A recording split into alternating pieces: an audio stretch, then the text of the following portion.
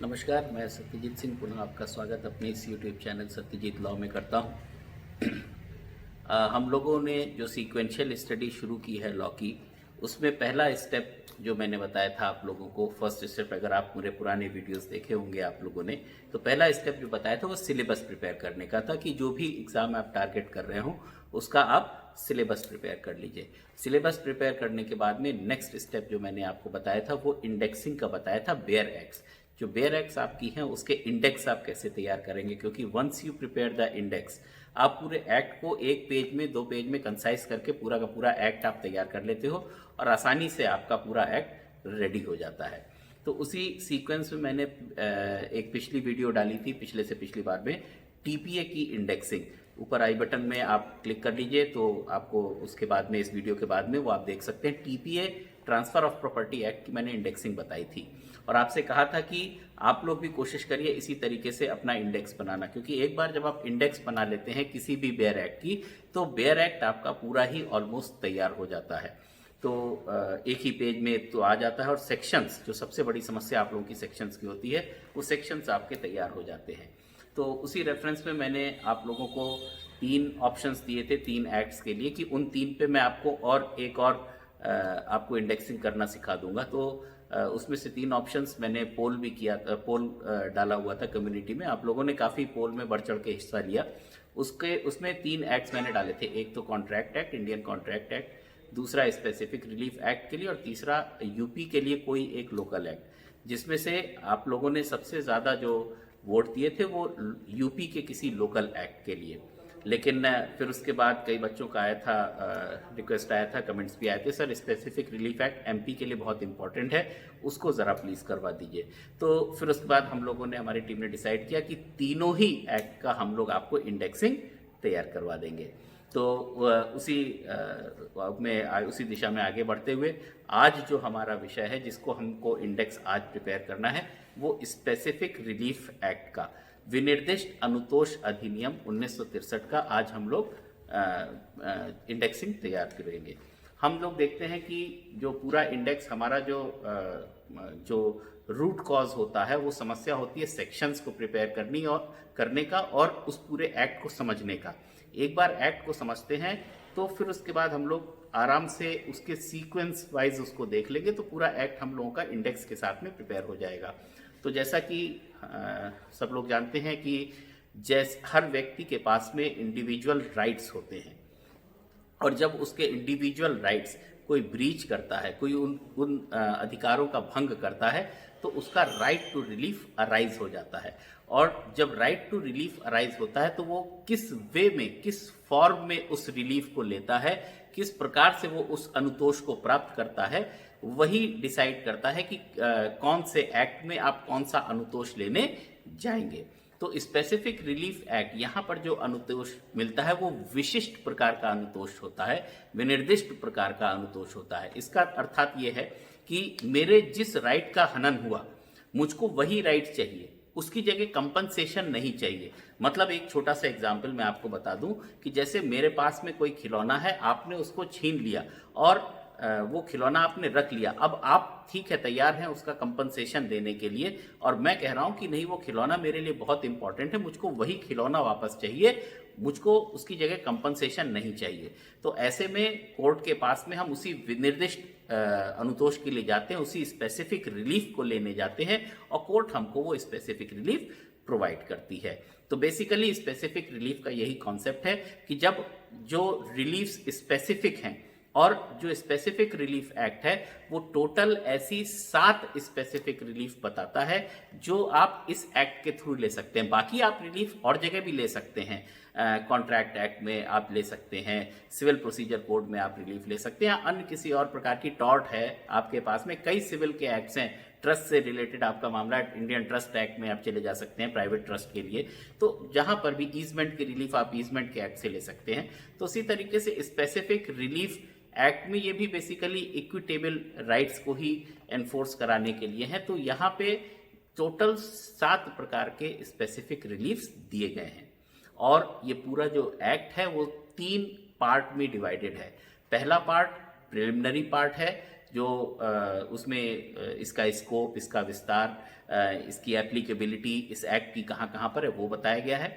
जो दूसरा पार्ट है उसमें आपके 6 चैप्टर्स हैं और उन 6 चैप्टर्स में 6 रिलीफ बताई गई है कि 6 रिलीफ आप कैसे प्राप्त करेंगे, क्योंकि वहां पे आपको कुछ प्राप्त करना है।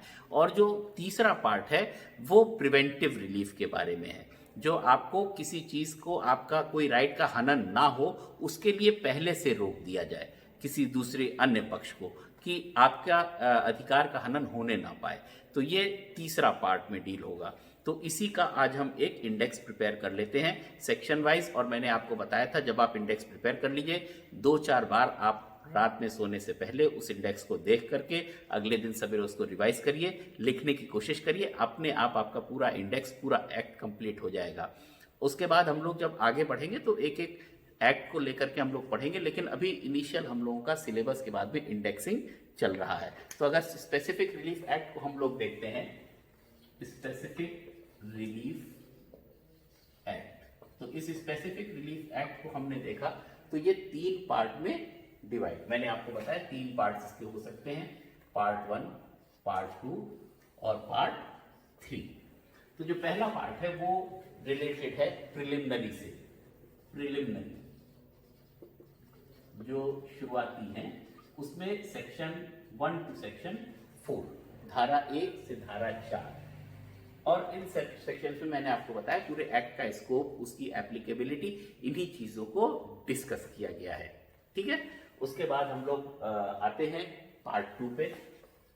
और पार्ट 2 में जैसा कि मैंने आपको बताया था टोटल 6 चैप्टर्स हैं, 6 चैप्टर्स हैं और वो 6 रिलीफ ही हैं।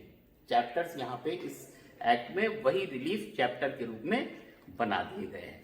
तो जो पहला चैप्टर है, चैप्टर 1, पहली रिलीफ आप जिसको कह सकते हैं, आपकी स्पेसिफिक रिलीफ, अगर आप किसी संपत्ति पर काबिज हैं और आपको बिना आपकी सहमति से आपको उस संपत्ति से हटा दिया जा रहा है, तो आपके पास ये राइट है कि आप उस संपत्ति से कोर्ट में से वापस जाकर के, भले ही आपका टाइटल उस पर हो या ना हो, टाइटल इज नॉट इम्पॉर्टेंट, अगर टाइटल के बेसिस पे आप जाना चाहते हैं तो सीपीसी में जा सकते हैं। सीपीसी के थ्रू आप डिग्री लेकर के उसको हटा सकते हैं जिसने आपका कब्जा किया।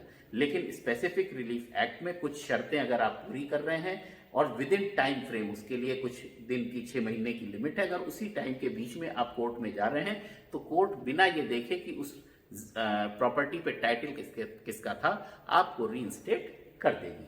तो पहला जो रिलीफ है वो यही है, recovery of possession of property. जो संपत्ति है उस पे आपका कब्जा वापस दिलाना, ये पहला रिलीफ है, फर्स्ट रिलीफ। और जो चैप्टर 2 है वो सेकंड रिलीफ की बात करता है। सेकंड रिलीफ है specific performance of contract, performance of contract. अब क्या है कि संविदाएं आपके बीच में होती रहती हैं। अब संविदा होती है, दो पक्ष होते हैं उसमें, वो आपस में संविदा करते हैं, कॉन्ट्रैक्ट करते हैं, और in the case of breach of that contract, समस्या तो तभी अराइज होती है जब उस संविदा का भंग हो जाए। ब्रीच ऑफ कॉन्ट्रैक्ट में आपके पास में एक तो रिलीफ आपकी कॉन्ट्रैक्ट एक्ट में, नेक्स्ट जो हम लोग का इंडेक्स हम लोग प्रिपेयर करेंगे कॉन्ट्रैक्ट एक्ट का, उसमें मैं आपको बताऊंगा कि जब ब्रीच ऑफ कॉन्ट्रैक्ट होता है तो ऐसे में आपके पास में कॉन्ट्रैक्ट एक्ट में क्या उपाय उपलब्ध है। तो कॉन्ट्रैक्ट एक्ट में आपका उपलब्ध है उपाय, दूसरा जो उपाय है वो स्पेसिफिक परफॉर्मेंस ऑफ कॉन्ट्रैक्ट। और जैसा कि मैंने बताया यहाँ पे ये विनिर्दिष्ट अनुतोष है, विशिष्ट अनुतोष है। तो यहाँ पे जो कॉन्ट्रैक्ट है अक्षरशः लागू करवाने के लिए वैसा का वैसा जैसा कॉन्ट्रैक्ट हुआ था, उसके एवज में कोई कंपनसेशन आपको नहीं चाहिए, क्योंकि कंपनसेशन अगर चाहिए तो आप कॉन्ट्रैक्ट एक्ट से ले सकते हैं। यहाँ पे उसके एवज में कुछ भी नहीं चाहिए आपको। वो जो कॉन्ट्रैक्ट था वो आपके लिए इतना इंपॉर्टेंट था कि उसी कॉन्ट्रैक्ट को आप इन्फोर्स कराएंगे कोर्ट के द्वारा। तो यहाँ पे ये जो सेकंड चैप्टर है वो स्पेसिफिक परफॉर्मेंस ऑफ कॉन्ट्रैक्ट है। अब आते हैं हम लोग चैप्टर 3 पे। तो चैप्टर 3 में आप देखेंगे ये है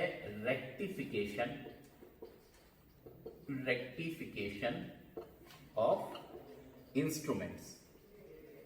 अब यहाँ पे ध्यान दीजिएगा, यहाँ पे लिखत की बात हो रही है और यहाँ पे संविदा की बात हो रही है, ध्यान दीजिएगा, ठीक है।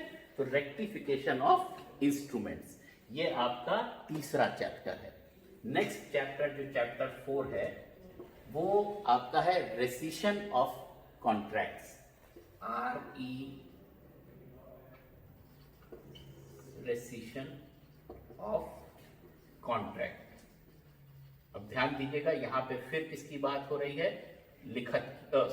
संविदा की बात हो रही है, संविदा की ही बात हो रही है। तो रिसिशन आप किसका कराने जा रहे हैं, संविदा का। रेक्टिफिकेशन किसका करा रहे हैं, इंस्ट्रूमेंट्स का, लिखतों का। उसके बाद जो नेक्स्ट चैप्टर है चैप्टर 5 वो है कैंसिलेशन, रद्दीकरण, कैंसिलेशन ऑफ इंस्ट्रूमेंट्स। अब यहां पे देखिएगा, कहीं से भी कंफ्यूज होने की जरूरत नहीं है। स्पेसिफिक परफॉर्मेंस कॉन्ट्रैक्ट का होता है, रेक्टिफिकेशन इंस्ट्रूमेंट्स का होता है, रेसिशन फिर कॉन्ट्रैक्ट का होता है, और कैंसिलेशन जो रद्दीकरण होता है वो भी लिखतों का रद्दीकरण होता है। ये हो गए 5 चैप्टर। और chapter 6 is concern with declaratory degree, declaratory degree, ठीक है। ये चैप्टर 6 है। और हम देखेंगे पार्ट 3 में क्या है, प्रिवेंटिव रिलीफ। प्रिवेंटिव रिलीफ की बात करता है पार्ट 3। और प्रिवेंटिव रिलीफ वही है कि अपराध होने से, मेरी राइट्स का हनन होने से पहले ही रोक दिया जाए। इसी अपील के लिए, इसी चीज के लिए हम लोग कोर्ट जाते हैं। तो इसमें हम लोग इंजंक्शन हम लोग यहाँ पे देख सकते हैं। तो प्रिवेंटिव रिलीफ में इंजंक्शन। अब बहुत से बच्चों का प्रश्न ये हो सकता है कि सर इंजंक्शन तो हम लोग CPC से लेते हैं। बिल्कुल सही है। इंजंक्शन 2 प्रकार के होते हैं, एक टेम्पररी इंजंक्शन, एक परमानेंट इंजंक्शन। तो टेम्पररी इंजंक्शन तो आप ऑर्डर 39 CPC से लेते हैं, बिल्कुल सही है। लेकिन जब आप परमानेंट इंजंक्शन की बात करते हैं या कोर्ट में जब आप फाइल करते हैं केस, तो आप दोनों रिलीफ मांगते हैं। अब प्रिवेंटिव रिलीफ आपका मेन, क्योंकि आप परमानेंट रिलीफ मांग रहे होते हैं स्पेसिफिक रिलीफ एक्ट से, लेकिन फिलहाल के लिए वो परमानेंट जो रिलीफ आप चाह रहे हैं, परमानेंट इंजंक्शन चाह रहे हैं, वो जो बचा रह जाए, वो संपत्ति बची रह जाए, तभी तो आपके को ये मिल पाएगी रिलीफ, परमानेंट इंजंक्शन। तो उसके पहले आप मांग लेते हैं कि टेम्पररी, जब तक के लिए पूरा हर्ड और डिसाइड नहीं हो जा रहा है केस, तब तक के लिए आप हमको साहब टेम्पररी इंजंक्शन दे दीजिए कि फिलहाल वो हमारी संपत्ति पे किसी भी प्रकार का नुकसान ना पहुंचा पाए, हमको बेकब्जा ना कर पाए। तो यहाँ पे प्रिवेंटिव रिलीफ की बात होती है। और प्रिवेंटिव रिलीफ में वही चैप्टर है इंजंक्शन। इस तरीके से आप समझ सकते हैं इंजंक्शन। व्यादेश की बात होती है। अब इसको अगर हम लोग स्पेसिफिकली देखेंगे, यहाँ पे अलग अलग प्रकार के इंजंक्शन है, वो हम लोग जब जो एक्ट पढ़ेंगे पूरा, तब हम लोग इस चीज को देखेंगे। अब यहाँ पे अगला काम हमारा है सेक्शंस को पुट करना, क्योंकि टोटल हम लोग देख रहे हैं चैप्टर 7, टोटल 7 चैप्टर्स हैं और टोटल जो सेक्शन है वो 42 हैं इस एक्ट में। टोटल 7 चैप्टर्स और 42 sections which are divided in 3 parts. 3 भाग में ये 7 चैप्टर और 42 सेक्शन डिवाइडेड है। अब यहाँ पे हम लोग देखते हैं recovery of possession of property में सेक्शन 5 से 8। उसके बाद आते हैं स्पेसिफिक परफॉर्मेंस ऑफ कॉन्ट्रैक्ट में, तो यहाँ पे हम लोग देखेंगे सेक्शन 9 से सेक्शन 25 तक है, ठीक है। उसके बाद रेक्टिफिकेशन ऑफ इंस्ट्रूमेंट में केवल एक सेक्शन है, वो है सेक्शन 26। और रेसिजन ऑफ कॉन्ट्रैक्ट में सेक्शन 27 टू सेक्शन 30, ये आपका रेसिजन में है। उसके बाद कैंसिलेशन ऑफ इंस्ट्रूमेंट में 31 टू 33, सेक्शन 31 टू सेक्शन 33 इसमें आ जाएगा। और लास्ट में डिक्लेरेटरी डिग्री, तो 34, 35 ये 2 सेक्शंस आ जाएंगे डिक्लेरेटरी डिग्रीज में। और लास्टली अगर इंजंक्शन देखा जाए व्यादेश में, तो सेक्शन 36 टू सेक्शन 42 ये सेक्शंस व्यादेश में, सेक्शन 36 टू सेक्शन 42। और यही हमारा पूरा एक्ट कंप्लीट भी हो जा रहा है। 42 सेक्शंस हमने देखे थे जो टोटल 7 चैप्टर्स में डिवाइडेड हैं, यही वो 7 चैप्टर्स हैं। और ये आपने देखा होगा, आप तैयार करेंगे तो एक पेज में आपका ये एक ढांचा तैयार हो जाएगा और इसमें फिर उसके बाद आप सेक्शंस की हेडिंग भी आसानी से लिख सकते हैं। तो इसी तरीके से एक एक एक्ट की आप लोग भी कोशिश करिए कि इंडेक्सिंग प्रॉपर करते रहिए, और जहाँ जहाँ पे मेरी मदद की ज़रूरत होगी वो मैं आपकी मदद करता रहूँगा। और फिलहाल आप मेरे इस चैनल को, हम लोगों को अपना लाइक्स और अपने सब्सक्रिप्शन देते रहिए। अगर आप, हम लोग मेहनत के साथ में आपके लिए ये वीडियोस बनाते हैं, अगर आपको पसंद आता है तो लाइक तो एटलीस्ट बनता है, और सब्सक्रिप्शन अगर आपको और ऐसे वीडियोस देखने हैं जो आपके लिए हितकर हो सकते हैं तो सब्सक्राइब कर लीजिए चैनल को। चलिए, बहुत बहुत धन्यवाद, नमस्कार। फिर अगले वीडियो में अगले इंडेक्स की प्रिपरेशन के साथ में मिलते हैं हम लोग।